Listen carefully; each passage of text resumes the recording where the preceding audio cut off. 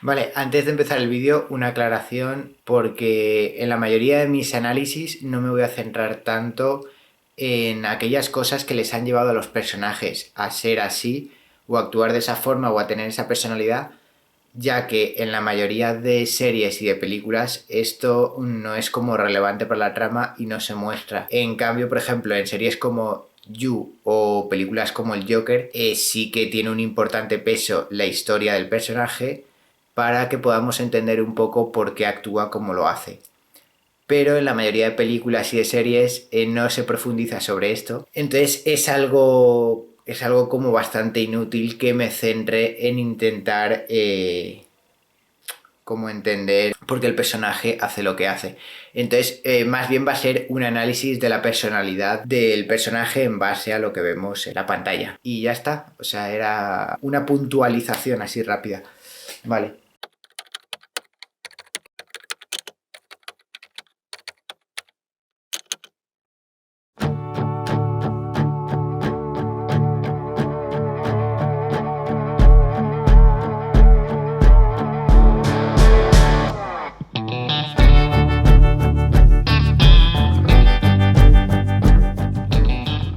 Si alguien echase un vistazo a la vida de Merlí al principio de la serie, se encontraría con una persona bastante solitaria, sin apenas relaciones sociales más allá de las que tiene en la escuela, con una vida bastante desorganizada. De hecho le echan de su casa por no pagar y se va a vivir a casa de su madre, con un hijo también con el que no sabe tratar muy bien, y en sí una vida un poco desastre. Y si imaginaos nos encontrásemos con Merlí en algún tipo de acontecimiento social, nos encontraríamos con alguien bastante prepotente, bastante provocador y también bastante apático. O sea, una persona que de primeras dudo que nos cayese bien y bastante difícil de tratar. Te presentaré al resto de profesores. ¿Es estrictamente necesario?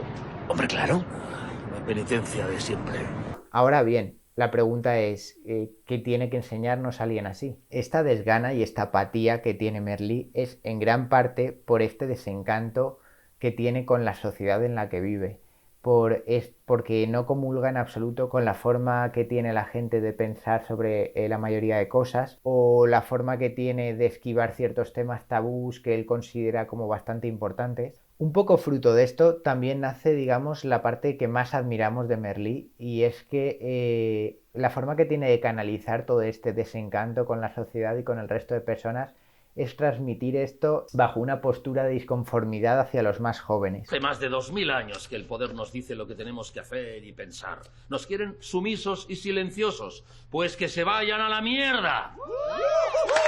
Este trato de tú a tú, que no guarda apariencia, junto también con su actitud rebelde y su parte de humor sarcástico, hace que los jóvenes lo desencasillen del rol tradicional de profesor y generen un vínculo más cercano con él, y se sientan a la vez más comprendidos. Merlí, por medio de la filosofía, les incita a que se cuestionen el mundo en el que viven y las ideas preestablecidas que asumen, y de alguna forma les instala un espíritu de rebeldía para enfrentarse a todo aquello que consideran injusto. No quieren que profesores y alumnos rindan más y estén mejor preparados de cara al futuro.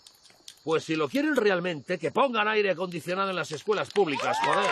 Es así como su rol de profesor envuelve y da sentido a su vida. Le da un objetivo, y esto queda bien escenificado al final de la serie, y es que cuando cumple su función, cumple aquello por lo que estaba ahí, se va. Y es que Merlí, a pesar de lo reacio que se muestra a estrechar vínculos con sus alumnos, sí que se muestra más afectivo y cercano, ya que es en ellos donde ve esperanza y oportunidades, y donde vuelca prácticamente toda su vida, rompiendo las supuestas reglas y generando con ellos una relación de persona a persona y no de profesor a alumno. ¿Y no es nuestra obligación ayudar a los alumnos que lo necesitan? Es su padre. No nos podemos meter en los asuntos familiares, Merlín. Quiero que Paul siga estudiando. Ah, lo quieres tú. ¿Y tú quién puñetas eres para pedir nada? Soy su tutor. ¿Sois idiotas o qué? ¿Cómo habéis dejado que pasara esto? ¿Ah? Perdone, ¿con quién tengo que hablar sobre el chico que ha ingresado en coma etílico? Joan Capdevila, soy su padre. Ha tenido un brote psicótico por culpa de la mierda que os fumáis. Pero confundo tu trabajo de investigación con lo que te pasa con Tania. ¿Pero qué dices, loco? Hoy este ha follado. Merly, por favor. Pero no lo ves.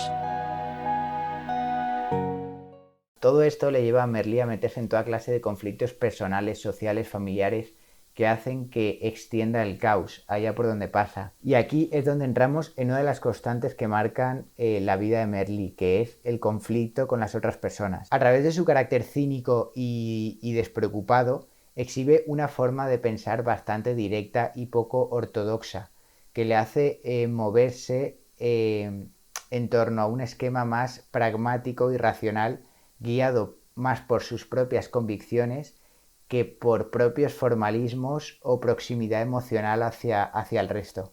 ¿Pero qué coño haces con esa tía? Es penoso, papá, es dantesco. Mira, Bruno, que te quede claro. Yo estoy con quien me da la gana. Y si a ti no te parece bien, te jodes. O tú no tienes libertad para follar con quien quieras. Mira, Gina, cuando quieras estar conmigo sin que tu hijo esté por delante, me llamas. ¿No crees que eres un poco egoísta? Puede ser.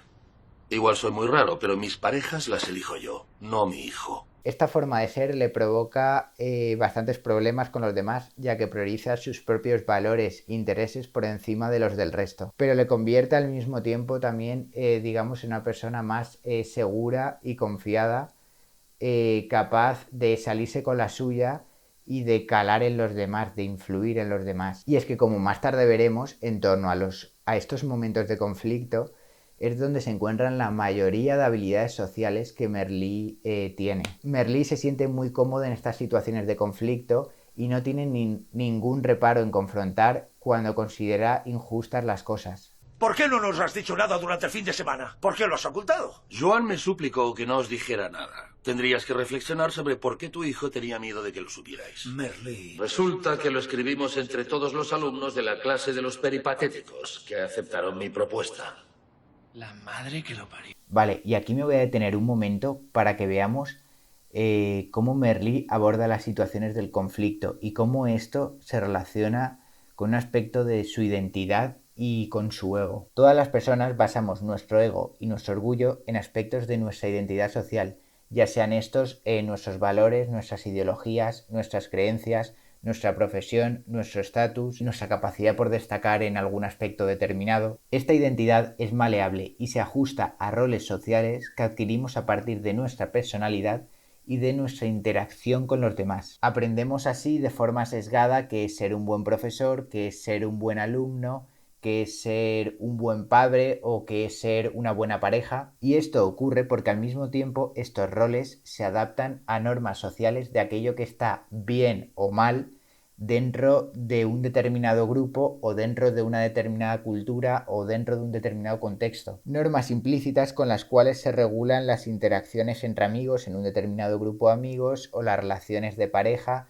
que muchas veces son consensos en pequeños grupos, pero que al mismo tiempo hay una influencia cultural de comportamientos, por ejemplo, que podemos tener en un entierro o de comportamientos que podemos tener en una misa, en un museo o en un bar, de aquello que es adecuado o no hacer. Y es que estas normas regulan nuestras interacciones sociales y marcan límites. Conforme crecemos, dentro de cada ámbito de nuestra vida existe una tendencia de irse encasillando a estos roles normalizados por la sociedad, respetando así las apariencias con las cuales los demás nos identifican y nosotros mismos acabamos identificándonos con la finalidad también de ser respetados y valorados por los demás. Por ejemplo, un director de colegio, y en este sentido en la serie de Merlí se ve muy bien, se ajusta a determinados rasgos que la demás gente espera de él. Por ejemplo, en la apariencia física, la vestimenta o los modales que tiene hacia los demás. También el trato con profesores o sobre todo con padres y alumnos, que sea un trato cordial en el que se pueda inferir por parte de las otras personas preocupación e interés, aunque no le interese absolutamente nada un niño en concreto, o por ejemplo una actitud de control sobre las situaciones o una presencia de autoridad. Las personas más adaptadas y que manifiestan, digamos, un nivel de ansiedad más alto fuera de estos roles aprenden a socializar de esta forma, ya que es una forma de mantenerse dentro de la zona de confort y de hacerse respetar. Con el tiempo he perdido la energía. ¿Y te has convertido en un profesor aburrido? Yo no he dicho eso. Pero lo piensas, ¿no? ¿Crees que eres aburrido? En todo caso, me hago respetar. Vale, teniendo ya como una idea sobre esto, vayamos al caso donde lo quería, o al aspecto donde lo quería aterrizar. Y es que mientras el ego de la mayoría va vinculado a estos roles estandarizados socialmente de cómo comportarse en una situación u otra y con los cuales se identifican y se relacionan con los demás, Merlí representa el otro extremo de personas más desadaptadas en este sentido, que no comulga en absoluto con las formas de comportarse o de relacionarse basadas en ciertos formalismos y normas. En su caso concreto, Merlí vincula su ego a una identidad basada más en valores como pueden ser la libertad o la independencia. Si a ti un día el cuerpo te pide follar con otro hombre, a mí no me interesa la lectura paleocristiana. Habrás sido libre y ya está. Por un momento de pasión nos debemos replantear la vida. Conforme va pasando la serie, también se realiza a través de su rol como padre y también en otras capacidades suyas, como su habilidad para seducir mujeres o su desafío como profesor. Pido lo mismo, sed desconfiados. ¿Y si desconfiamos de ti? Muy bien, perfecto, ningún problema, desconfiad de mí, pero sé que os costará. Este empoderamiento que extrae Merlí del desafío se ve muy bien en la siguiente escena, en la que se deja abofetear por un alumno, mientras que para otro sería una humillación por una falta de respeto, porque su ego va muy vinculado a su estatus como profesor, pero en cambio en Merlí, fijaos cómo reacciona. Soy un capullo, desahógate, venga. Decía que estabas de mi parte, pero eres igual que tu padre. Eres un cabrón. Yo no te lo habría hecho, no te lo habría hecho nunca. Joder. ¡No me toques! Me encanta verte así.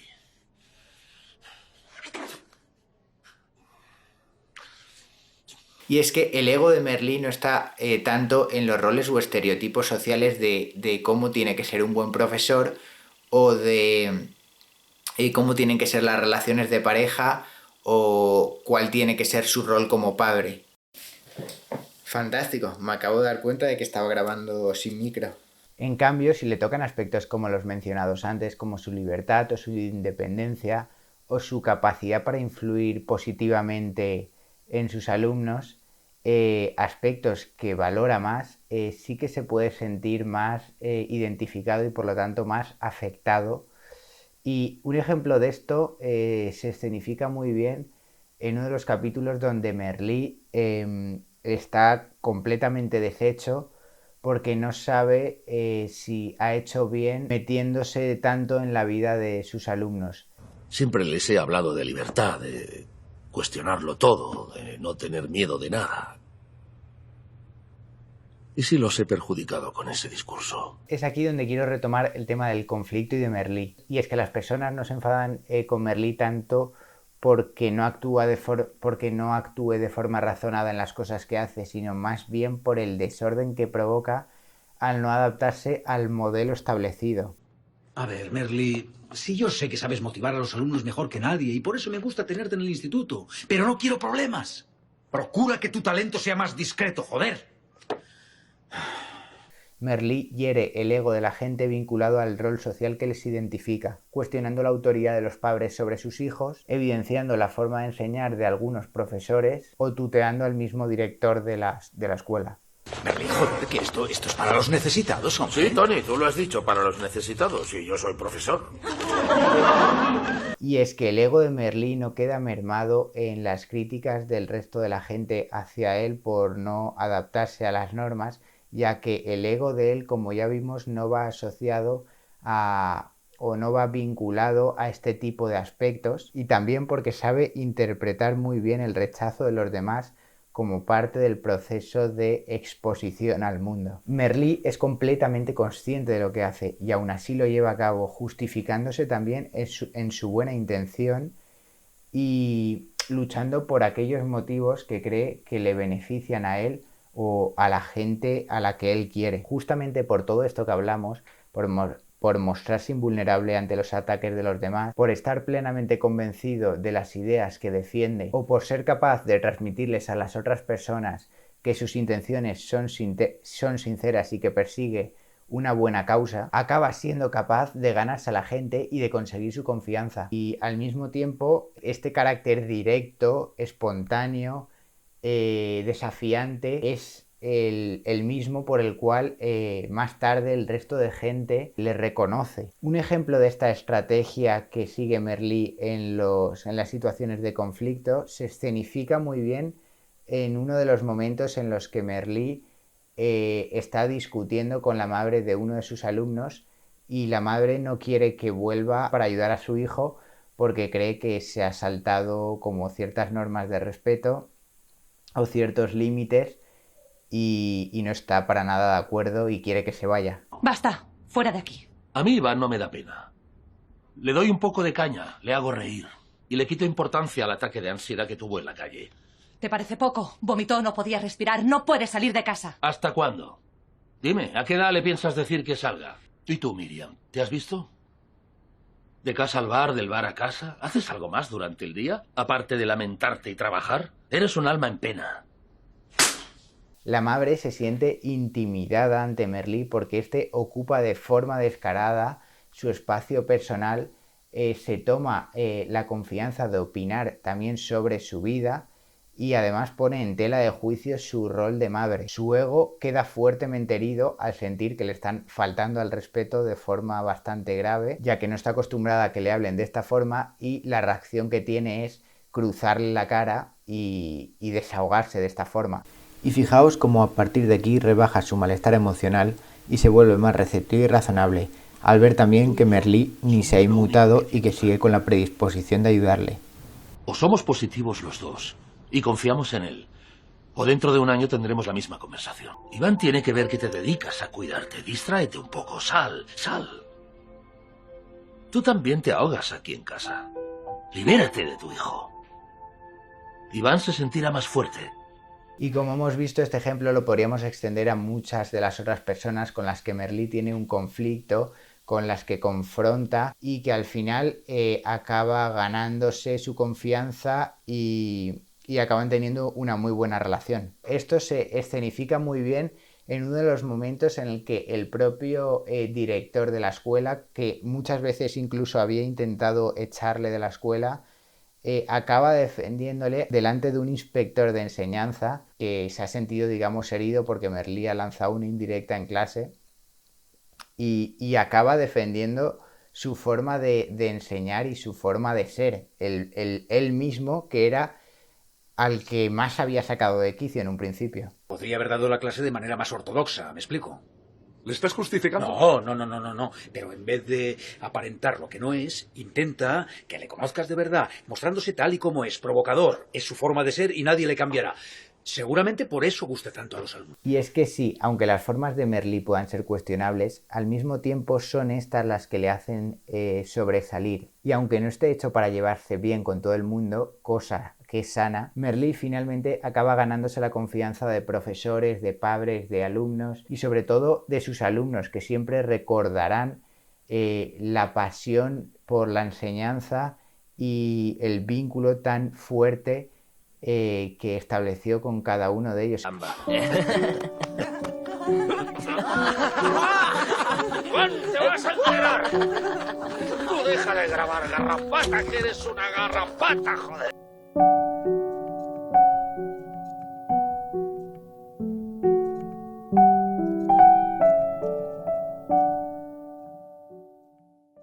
Así que nada, espero que os haya molado el análisis. Seguiré trayendo a más personajes de películas, de series, ya sabéis, de todo lo que se me ocurra y nos despedimos.